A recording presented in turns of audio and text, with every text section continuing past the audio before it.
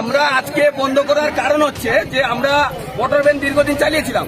Police থেকে, প্রশাসন থেকে এবং পার্টি থেকে সবাই আমাদেরকে বলে যে মোটর ভ্যান বন্ধ করো, তোমরা একটা সুরাস্তায় আসো। আমাদেরকে বিভিন্ন কাগজ দেয় এবং আমরা কাগজে নিয়ে লোন করে গাড়ি চালাই। এবং আজকে সেই স্ট্যান্ডে মোটর ভ্যান, অটো দুটো এক জায়গায় দাঁড়িয়ে ভাড়া কাটছে আর আমাদের পেটে লাথি পড়ছে। তার কারণে আজকে আমরা এই অবরোধ চাইছি। আমরা এই অবৈধ জিনিস মানছি না, মানবো না। এইদিকে উপর অবৈধ গাড়ি চলছে কেন? পুলিশ প্রশাসন জবাব চাই, জবাব দাও। এইদিকে উপর অবৈধ গাড়ি চলছে না, চলবে না। এইদিকে উপর অবৈধ গাড়ি মানছি না, মানবো না। এইদিকে উপর অবৈধ গাড়ি চলছে কেন? পুলিশ প্রশাসন জবাব চাই, জবাব চাই। এইদিকে উপর অবৈধ গাড়ি চলছে কেন? পুলিশ প্রশাসন জবাব চাই, জবাব চাই।